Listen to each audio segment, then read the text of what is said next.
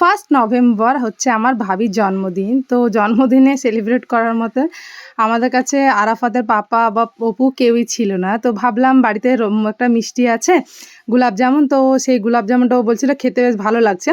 তো সেজন্য বললাম চলো এটা দিয়ে ওর বার্থডে সেলিব্রেট করা হোক। এখন বাজে 11টা 59, ওর ঘরে চলে গেলাম। গোলাপ জামুন দিয়ে আমার হ্যাপি বার্থডে।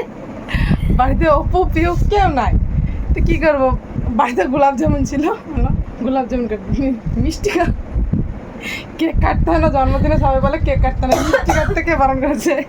কাট, হ্যাপি বার্থডে কর।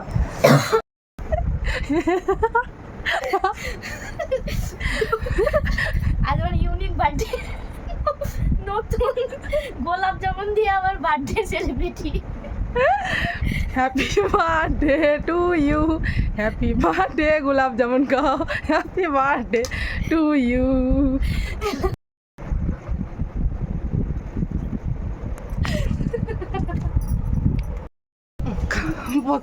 গোলাপ জামুন খা। এফর্ট দেখলো না মানুষ, গোলাপ জামুনটা দেখলো।